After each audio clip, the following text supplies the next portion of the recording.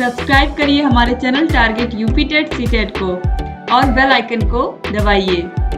Hello दोस्तों, मैं आनंद स्वागत करता हूं आप सभी का आपके अपने channel target UP TET CTET में और ऐप अस्तित्व अकेडमी में। दोस्तों, जैसा कि लगातार यहाँ पे मैं आपके डीएलएड सेकंड सेमेस्टर का जो गणित विषय है, इसके जो सभी चैप्टर्स हैं, जितना सिलेबस आपका दिया गया है, सभी चैप्टर्स को मैं चैप्टर वाइज प्रैक्टिस करा रहा हूं। और यहाँ पे आप देख पा रहे हैं कि जो चैप्टर 5 है उसका अभ्यास आज हम करने वाले हैं, जो कि चैप्टर 5 अब देखिए बहुत ही आसान है।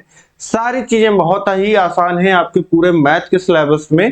ठीक, बस ये है कि टर्म आपको पता होना चाहिए और किस चीज को क्या कहते हैं, ये सारी चीजें आपको पता होनी चाहिए। और ज्यादातर चीजें आपको पता भी होती हैं, बस यहाँ पे आसान जो आपको सिलेबस जो आसान दिया गया है वो आपको मेमोराइज करना है, या यहाँ पे एक बार प्रैक्टिस आप कर ले रहे हैं तो आपको फिर कुछ करने की जरूरत नहीं है। ठीक, तो वही यहाँ पे किया जा रहा है कि देखिए जो 5वां चैप्टर है आपका वह है पूर्णांक तथा परिमेय संख्याओं के प्रतिलोम। और आपको क्या पढ़ना है? तत्समक, यानी कि इनवर्स। प्रतिलोम इनवर्स पढ़ना है आपको, यानी कि धनात्मक प्रतिलोम क्या होता है और गुणात्मक प्रतिलोम क्या होता है, और इनवर्स में आपको धनात्मक तत्समक क्या होता है और गुणात्मक तत्समक क्या होता है। ये चार चीजें जो हैं मेन आपको पता होनी चाहिए, क्या होती हैं, कैसे निकालते हैं। और यहाँ पे बेसिक जो जोड़ घटाना गुणा भाग होता है परिमेय संख्याओं का, पूर्णांक संख्याओं का, वो ठीक है। तो बहुत ही बेसिक चीजें हैं, लेकिन आपको सभी चीजें पता रहेंगी, आप प्रैक्टिस किए रहेंगे तभी आप एग्जाम में करके सही आएंगे। ठीक, तो इसलिए यहाँ पे इस क्लास को बहुत ही अच्छे से अटेंड करिए। इस क्लास को शेयर कर दीजिए अपने दोस्तों में, सभी ग्रुपों में, व्हाट्सएप ग्रुपों में, टेलीग्राम पे, ताकि सभी लोग इसी तरीके से आसानी से बिल्कुल बेसिक से प्रैक्टिस कर पाएं और अपनी तैयारी को बेहतर बना पाएं। यही तैयारी आपकी बेहतर बनाएगी और यही आपको 25 में 25 स्कोर कराएगी। ठीक, तो इसलिए जुट जाइए, पूरा कॉपी पेन ले लीजिए और खुद से सभी प्रश्नों को जो है एक बार आप प्रयास करिएगा कि करते रहिएगा। बहुत ही आसान प्रश्न है, हो सकता है आपको कॉपी पेन की भी जरूरत ना पड़े यहाँ पे। ठीक, तो चलिए स्टार्ट करते हैं, देखते हैं। पहला प्रश्न देखिए, ऋण 1 और ऋण 1/2 के बीच की परिमेय संख्या है। अब मैं ये कहूं, जैसे आपको यहाँ पे कोई शहर ए दे दिया गया और कोई शहर आपको बी दे दिया गया। ठीक, और बता दिया गया कि इन दोनों के बीच की जो दूरी है वह है 70 किलोमीटर। ठीक, और पूछ ले कि कोई शहर आप सी बताओ जो दोनों के बीचों बीच हो। सी अगर आपको यहीं पे बताना हो, दोनों के बीच बीचों बीच, तो दोनों के बीच की दूरी आपको पता है 70, और इससे 2 से भाग कर दोगे आपको मिल जाएगा 35 किलोमीटर। दोनों के बीच का बीचों बीच का जो शहर हो जाएगा वह उसका मान यहाँ सी 35 किलोमीटर होगा। ठीक, लेकिन अब ये समझिए यहाँ पे आप कि ये दूरी नहीं है, ये है मान। तो इसमें कैसे करते हैं? इसमें भी वही कि जोड़ करके आधा कर देंगे। देखिए, ठीक है, तो आप समझिए कि यहाँ पे एक मान है -1 और एक मान है -1/2 के ठीक बीच की परिमेय संख्या। अब सोचिए आप, पहले तो संख्या रेखा से आप सोचिए पूर्णांकों को किस तरीके से हम दिखाते हैं। देखिए, शून्य को बीचों बीच इस तरीके से दिखा दिया, फिर 1 2 3 4 इधर धनात्मक पूर्णांक, इधर ऋणात्मक, ऋण 1 ऋण 2 ऋण 3 ऋण 4, इस तरीके से। ठीक, अब समझिए बात को कि शून्य से जब इधर आ रहे हैं तो यहां कहीं आपको मिल जाएगा आधे पे -1/2 और ये है -1, यानी कि अब इन दोनों परिमेय संख्याओं के बीच में जो होगा वह -1 और -1/2 के बीच में यहां कहीं संख्या रेखा पे होगा। और ये निकालने के लिए हम क्या करते हैं, ये निकालने के लिए -1 प्लस -1/2 दोनों को जोड़िए और 2 से भाग कर दीजिए। अब देखिए, -1 और -1/2 और इसके बटे है 2। अब ऊपर अंश में हर समान कर लीजिए, तो अंश में बटे 2 हो जाएगा और यहाँ -1 में 2 का गुणा होगा -2 और -1 और पूरे के बटे 2। अब इस 2 का गुणा ऊपर 2 में हो जाएगा तो ये हो जाएगा कितना, पूरे के बटे 4 और -2 -1 कितना हो जाएगा -3। तो -3/4 ये ऑप्शन सी में दिया गया है, ये बिल्कुल सही हो जाएगा।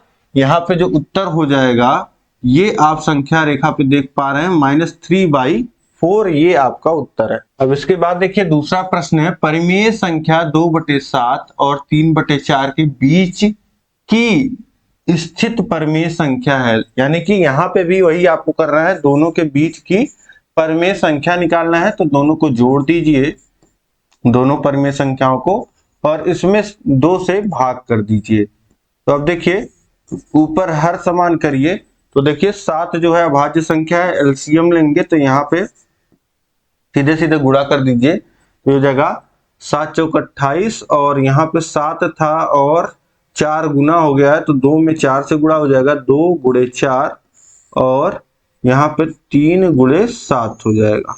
अब इसके बाद देखिए ये हो जाएगा कितना, 8 धन 7 त्रिक 21 बटे 28 और पूरे के बटे 2। अब इस 2 का ऊपर गुणा हो जाएगा तो ये हो जाएगा 56 और ये कितना हो जाएगा 29। तो 29 बटे 56 ये ऑप्शन सी में आपको दिया गया है, यह बिल्कुल सही हो जाएगा।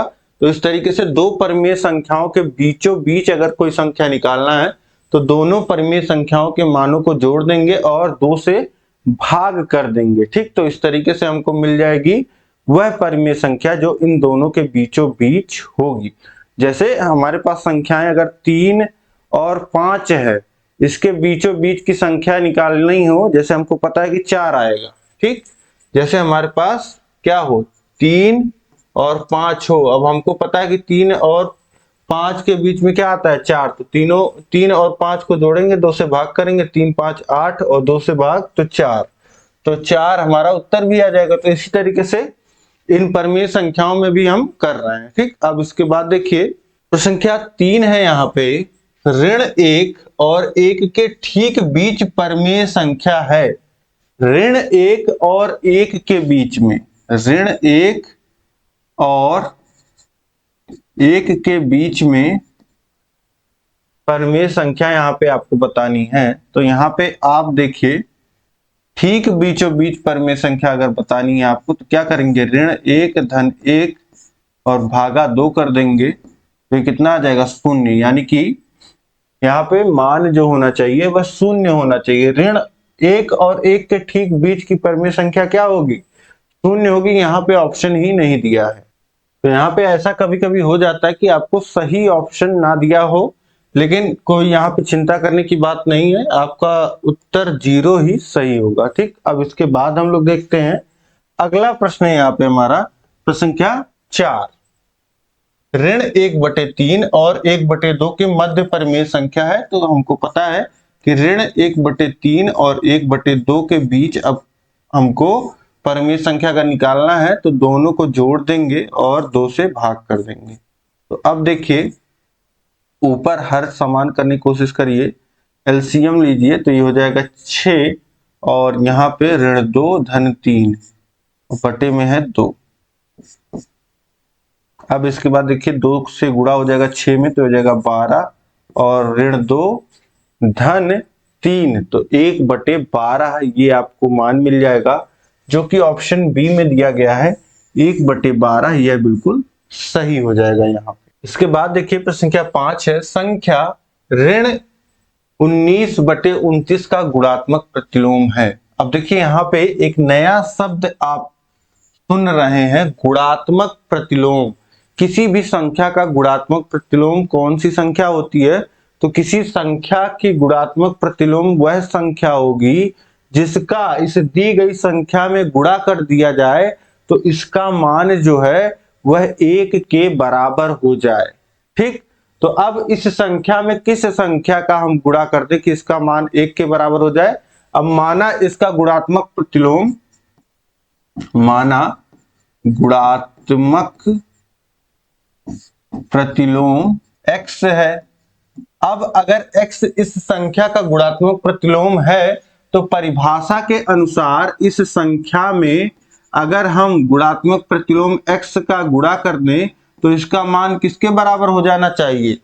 1 के बराबर हो जाना चाहिए। तो अब यहां से x का मान निकालेंगे तो ऋण 19 गुणे 29 को उधर भेजेंगे तो 29 का गुणा 1 में हो जाएगा, 29 यहाँ भाग में था उधर गुणे में हो जाएगा। अब देखिए यहाँ -19 है, उधर भेजेंगे तो भाग हो जाएगा, तो हो जाएगा 29 बटे -19, या इसी को लिख सकते हैं माइनस पूरे पे लगा देंगे, हर वाला पूरे पे लगा सकते हैं। तो 29 बटे 19 -29 बटे 19 ये आपको दिया गया है ऑप्शन डी में। ऑप्शन डी आपका बिल्कुल सही हो जाएगा।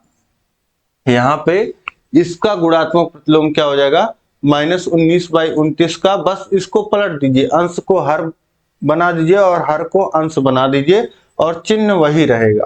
ठीक, तो जब भी गुणात्मक प्रतिलोम पूछता है, ठीक, भिन्न दिया है तो आप अंश को हर बना दीजिए, हर को अंश बना दीजिए और चिन्ह का ज्यों का त्यों रहने दीजिए, आपको गुणात्मक प्रतिलोम मिल जाएगा। अब इसके बाद हम लोग देखेंगे अगला प्रश्न है हमारा प्रश्न संख्या 6, संख्या 30/278 का योज्य प्रतिलोम है। अब यहाँ पे पिछले प्रश्न में आपने देखा गुणात्मक प्रतिलोम, अब यहाँ पे योज्य प्रतिलोम दिया रहेगा या आपको क्या धनात्मक प्रतिलोम पूछेगा। तो इसका मतलब क्या होता है यहाँ पे? इसका मतलब होता है किसी संख्या का योज्य प्रतिलोम कौन सी संख्या होती है? जिसको दी गई संख्या में अगर जोड़ दिया जाए तो मान जो है वह शून्य के बराबर हो जाए। तो अब परिभाषा के अनुसार पहले यहाँ पे हम लोग मान लेते हैं, माना योज्य प्रतिलोम x है, माना योज्य प्रतिलोम x है, तो 30/278 धन x बराबर किसके होना चाहिए? दोनों का योग जो हो जाता है वह किसके बराबर होता है? अगर संख्या और उसका योज्य प्रतिलोम हम जोड़ दें, ठीक, तो मान शून्य के बराबर आना चाहिए। तो x अगर योज्य प्रतिलोम है तो इसमें जोड़ने पे मान शून्य हो जाना चाहिए। अब यहां से x का मान निकालिए तो x बराबर हो जाएगा, इसको 30/278 को उधर भेजेंगे तो शून्य में से घट जाएगा तो कितना बचेगा? 30/278। तो x का मान हो जाएगा -30/278, जो कि ऑप्शन सी में दिया गया है। ऑप्शन सी बिल्कुल सही हो जाएगा। यहां पे आप देख पा रहे हैं किसी संख्या का योज्य प्रतिलोम मैग्नीट्यूड में उसी संख्या के बराबर होता है, बस चिन्ह जो है वह परिवर्तित हो जाता है। ठीक, यानी कि अगर a है, अगर संख्या a है तो उसका योज्य प्रतिलोम -a होगा और संख्या -a है तो उसका योज्य प्रतिलोम a होगा। ठीक है, दोनों ही एक दूसरे के योज्य प्रतिलोम होते हैं। ठीक, तो इस तरीके से समझ गए आप। इसके बाद देखिए अगला प्रश्न है प्रश्न संख्या 7, पूर्ण संख्याओं के लिए गुणात्मक तत्समक अवयव होता है। पूर्ण संख्याओं के लिए गुणात्मक तत्समक अवयव होता है। तो कोई पूर्ण संख्या है, पूर्ण संख्याएं कौन सी होती हैं आपकी? Whole number 0, 1, 2, 3, 4, 5, 6। तो इस तरीके से इन पूर्ण संख्याओं के लिए गुणात्मक तत्समक अवयव। अब गुणात्मक तत्समक अवयव क्या होता है? गुणात्मक तत्समक क्या होता है? ऐसी संख्या जिसमें जिसका दी गई संख्या में अगर गुणा कर दिया जाए तो दी गई संख्या के मान में कोई परिवर्तन ना हो। जैसे पूर्ण संख्याओं में से कोई ले लीजिए, 5 हमने ले लिया, अब 5 में हम किस संख्या का गुणा कर दें कि इसका मान 5 ही रहे, बदले ना। तो यहां से x का मान हमको मिल जाएगा 5/5 और x का मान कितना हो जाएगा? 1। तो यहां से हमको मिल गया कि किसी भी पूर्ण संख्या का गुणात्मक तत्समक क्या होता है? 1 होता है। ठीक, तो हमेशा जब भी आपको पूछेगा कि गुणात्मक तत्समक, कोई भी संख्या देकर के पूछ ले कि इसका गुणात्मक तत्समक क्या होगा, तो हमेशा गुणात्मक तत्समक का मान जो होता है वह 1 होता है। ठीक, क्योंकि एक ही वह संख्या है जिसका अगर हम किसी संख्या में गुणा कर देते हैं तो उस संख्या के मान में कोई परिवर्तन नहीं होता। तो गुणात्मक तत्समक इसी को बोलते हैं मल्टीप्लिकेटिव आइडेंटिटी। इंग्लिश में। ठीक, तो इस तरीके से ये समझ गए आप। अब इसके बाद देखते हैं अगला प्रश्न हम लोग देखेंगे। प्रश्न संख्या 8 है, ऋण पूर्णांक का उदाहरण है। यहाँ पे ऋण पूर्णांक कौन सा है? तो ये देख रहे हैं धन है, ये धन है, जीरो प्लस माइनस दोनों होता है, और यहाँ पे आपको ऋण दिख रहा है, ऋण 1। तो यही आपका ऋण पूर्णांक का उदाहरण है। ऑप्शन डी जो हो जाएगा यहाँ पे, यह बिल्कुल सही हो जाएगा। इसके बाद देखते हैं हम लोग प्रश्न संख्या 9 है, पूर्णांक संख्याओं में सबसे छोटी धन पूर्णांक संख्या होती है। अब पूर्णांक संख्याएं आपको इस तरीके से पता है, 0, 1, 2, 3, 4, 5, इस तरीके से ये पूर्णांक संख्याएं होती हैं। संख्या रेखा पे आप देख पा रहे हैं। अब बोल रहा है कि पूर्णांक संख्याओं में सबसे छोटी धन पूर्णांक संख्या। तो आप चले आइए यहाँ पे, सबसे छोटा धन पूर्णांक आपको कहां पे देखने को मिल रहा है? 1। तो ऑप्शन सी जो हो जाएगा सबसे छोटा धन पूर्णांक। अब इधर तो इनफाइनाइट होता है, इनफाइनाइट से इधर आप आएंगे तो 6, 5, 3, 2, 1, 1 के बाद शून्य मिल रहा है। अब शून्य ना तो धनात्मक होता है ना तो ऋणात्मक होता है, तो सबसे लास्ट में क्या मिला आपको? सबसे छोटा क्या मिला? 1। तो 1 हमारा उत्तर यहाँ पे बिल्कुल सही हो जाएगा। इसके बाद देखिए संख्या 10 है, निम्न में परिमेय संख्या है। इसमें परिमेय संख्या कौन सी है? तो 0/1 ये हमारी परिमेय संख्या है। 8/1 इसको लिख सकते हैं, ये भी परिमेय संख्या है। और p/q ये जनरल रूप है, कोई भी परिमेय संख्या होगी तो वह p/q के रूप में ही होगी। और ऑप्शन डी है कोई नहीं। तो यहां तो तीनों ही परिमेय संख्याएं हैं। ठीक, तो निम्न में परिमेय संख्या है। अगर कोई एक ऑप्शन यहाँ पे अगर आपको चूज करना है, वैसे तो ए बी सी तीनों ही सही है, लेकिन यहाँ पे जनरल अगर आप किसी चीज को जनरलाइज कर देते हैं, परिभाषित कर देते हैं, तो उससे अच्छा कुछ नहीं होता है। तो यहाँ पे अगर एक ऑप्शन आपको जब लगाना हो तो ऑप्शन सी लगा दीजिएगा, इसी के अंडर सब आ जाते हैं। आपको पता है p/q के रूप में जब हम संख्याओं को व्यक्त कर देते हैं तो उसे हम कहते हैं परिमेय संख्या। तो यही ऑप्शन सी सही लगा लीजिएगा। वैसे तो ए बी सी तीनों ही सही हैं। इसके बाद देखते हैं तो संख्या 11 है, दो ऋणात्मक पूर्णांकों का गुणनफल सदैव होता है। दो ऋणात्मक पूर्णांकों का, जैसे ऋणात्मक पूर्णांक ऋण 4 और ऋण 6, अब इन दोनों का गुणा कर लीजिए, ऋण 4 गुणे ऋण 6 कर लीजिए। तो ऐसे में क्या होगा? इनका जो गुणा आता है, देखिए जब माइनस का गुणा माइनस में होता है, माइनस का गुणा माइनस में होता है, तो ये होता है, ये प्लस हो जाता है। तो माइनस इंटू माइनस ये हो जाएगा प्लस, और 4 का गुणा 6 में तो ये हो जाएगा 24। तो यहां से जब भी दो पूर्णांकों का, दो ऋणात्मक पूर्णांकों का गुणा होगा, यानी कि दो ऋण का भी गुणा होगा, तो वो धन में बदल जाएगा, तो वो हो जाएगा धनात्मक। तो ऑप्शन डी जो हो जाएगा यहाँ पे, दो ऋणात्मक पूर्णांकों का गुणनफल सदैव धनात्मक होता है। ठीक, तो इस तरीके से ऑप्शन डी यहाँ पे सही हो जाएगा। इसके बाद देखते हैं हम लोग प्रश्न संख्या 12 है, यदि किसी बड़े धन पूर्णांक में से छोटा धन पूर्णांक घटाया जाए तो हमें 1 प्राप्त होता है। अब बड़े धन पूर्णांक जैसे 15 में से हम छोटा धन पूर्णांक, इस 15 से छोटा मान लेते 14 ही घटा दे, तो क्या मिल जाएगा हमको? 1 मिल जाएगा उत्तर। तो ये 1 क्या है? ये क्या है? प्राप्त होता है छोटा धन पूर्णांक, बड़ा धन पूर्णांक, छोटा ऋण पूर्णांक, बड़ा ऋण पूर्णांक। तो छोटा, अब देखिए 15 में से 14 घटा दिया जाए तो 1 मिला। ये 1 जो है इससे छोटा है और धनात्मक है। तो यहाँ पे धन पूर्णांक तो हमको मिल ही रहा है और छोटा धन पूर्णांक मिल रहा है।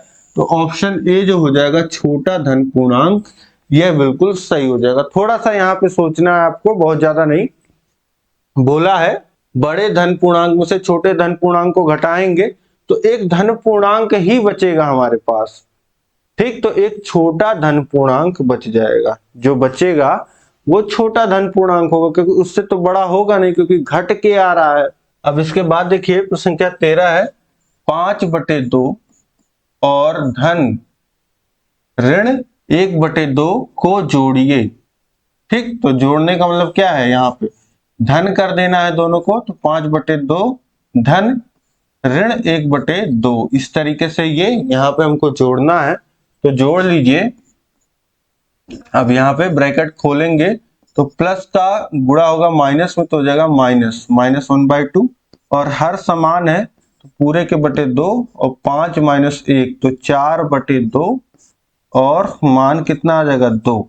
ठीक, तो यहाँ से 2.5 में से आधा घट जा रहा है तो कितना बच जाएगा, 2 बच जाएगा। तो इस तरीके से उत्तर आपका कितना आ गया, 2। इसके बाद देखिए प्रश्न संख्या 14 है निम्नलिखित का मान ज्ञात कीजिए।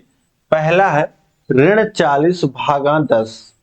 अब पहला जो है आपका वह क्या कह रहा है, ऋण 40 और भाग का मतलब होता है बटा और बटे में है 10।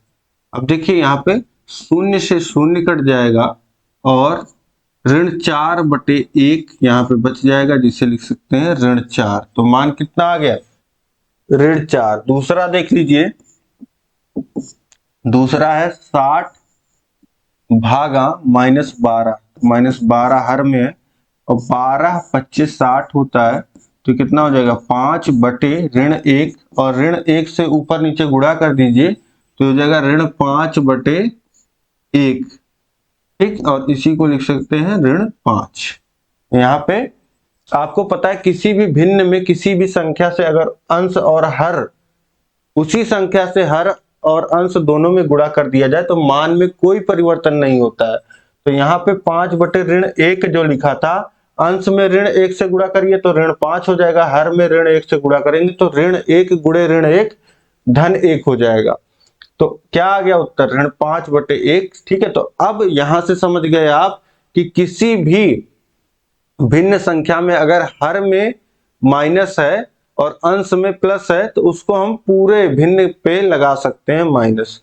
तो इसी को इस तरीके से लिख दिया -5। अब इसके बाद देखिए तीसरा जो आपको दिया गया है, तीसरा क्या दिया गया है, ऋण 85 भागा ऋण 15।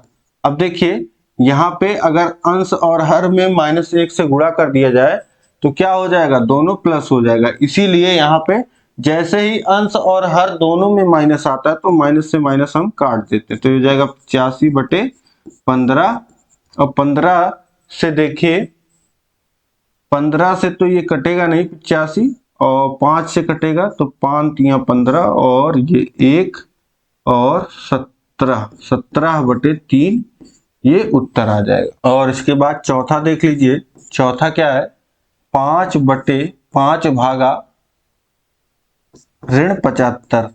तो 5 से काटिए ऊपर नीचे 1 और यहाँ पे 25 बचा तो 5 बार, यानी कि ये कितना आ जाएगा 1/15 और इसी को कितना लिख सकते हैं -1/15। ये हमारा उत्तर हो जाएगा। ठीक, तो इस तरीके से 4 जो प्रश्न दिए गए थे बिल्कुल आसान प्रश्न है, आपको बस यहाँ पे सिंपली भाग देना है, भिन्नों को सॉल्व करना है तो बहुत ही आसानी से कर लिया आपने। इसके बाद देखिए अगला प्रश्न है यहाँ पे आपका प्रश्न संख्या 15 निम्नलिखित को हल करिए। तो यहाँ भी आपको क्या देखने को मिल रहा है, भिन्नों का जोड़ और घटाना। तो भिन्न, पहला भिन्न जो आपको दिया गया है वह ऋण 15/7 और धन 3/7। तो दोनों का हर समान है तो बिल्कुल पूरे के बटे 7 लिख दीजिए। तो और 15 धन 3 ये कितना हो जाएगा -12/7। ये आपका उत्तर हो जाएगा यहाँ पे। इसके बाद देखिए दूसरा है 25/3 धन -12/3। तो पूरे के बटे 3 और 25 - 12 ये हो जाएगा 13/3। ठीक, अब इसके बाद देखिए तीसरा क्या दिया गया है, तीसरा है 3 सही 1/5 माइनस ब्रैकेट में -2/5। अब ये जो 3 सही 1/5 इस तरीके से लिखा है, इसका मतलब क्या है, 3 पूरा पूरा है और 1/5 है। तो अब इसको भिन्न के रूप में बदलने के लिए 5 से 3 में गुणा होगा और ये जुड़ जाएगा 1 में। तो इसको लिखते हैं इस तरीके से 3 गुणे 5 धन 1/5 और यहाँ पे देखिए माइनस का गुणा, ब्रैकेट खुलेगा माइनस में अंदर होगा तो माइनस माइनस प्लस हो जाएगा और 2/5। अब इसके बाद सॉल्व करिए आगे तो देखिए 3 पचे 15 और 1 16 और दोनों का जो है हर समान है तो 5 लिख दीजिए तो 16 धन 2 18/5 ये उत्तर आ जाएगा। ठीक, अब इसके बाद देखिए चौथा जो है वो है कितना, -1/5 माइनस और फिर ब्रैकेट में है -3/6।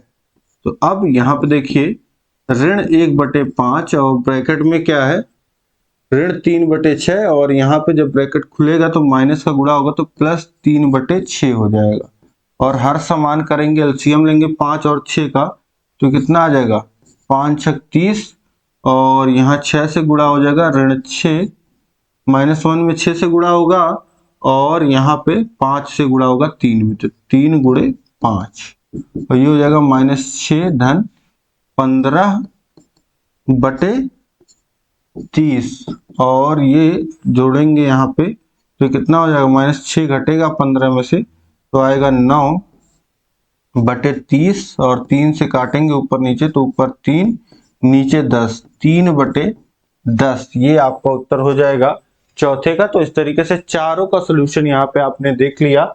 बहुत ही आसान करना है, ये सब चीजें तो आप बहुत पहले से ही करते आ रहे हैं। इसके बाद देखिए प्रश्न संख्या 16 है, निम्नलिखित का मान ज्ञात कीजिए। ये सभी बच्चों वाले ही प्रश्न है लेकिन प्रैक्टिस के लिए जो है प्लस माइनस का गलती बहुत होता है तो इस तरीके से यहाँ पे इन गलतियों से आप बच सकते हैं। अब देखिए 15 पचे 75 के 5 और हासिल लगा 7, 15 दूनी 30 और 7 37 -375 और दूसरा देखिए -30 गुणे 15।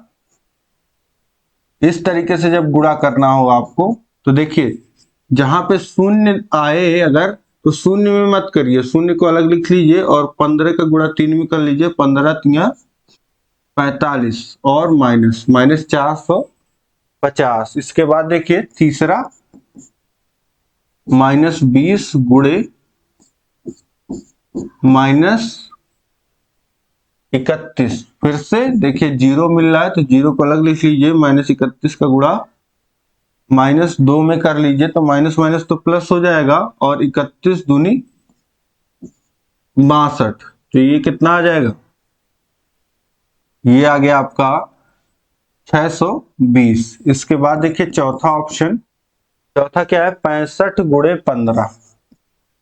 65 गुणे -15 है तो प्लस और माइनस का गुणा माइनस और 15 पच्चे 75 के 5 हासिल लगा 7 और 15 छक 90 और 7 97 -975। तो ये चारों उत्तर यहाँ पे एक बार मिला लीजिए। ठीक, तो इस तरीके से ये चारों गुणा आसानी से कर सकते हैं आप और इस तरीके से यहाँ पे इस चैप्टर से जितना कॉन्सेप्ट आपका बन सकता था, जितने तरीके के प्रश्न बन सकते थे, ये आपने देख लिया। आपका देखिए गुणात्मक प्रतिलोम और योज्य प्रतिलोम और गुणात्मक तत्समक और योज्य तत्समक, इस पे प्रश्न जरूर आता है और बाकी तो सारी चीजें कैलकुलेशन में भिन्न में जोड़ घटाना गुणा भाग ये सारी चीजें तो होती ही हैं और दो संख्याओं के बीच की संख्या ये भी आपसे पूछ सकता है। तो इन सभी कॉन्सेप्ट पे आपने यहाँ प्रश्न देख लिया तो उम्मीद है कि सारी चीजें आपको समझ में आ गई होंगी।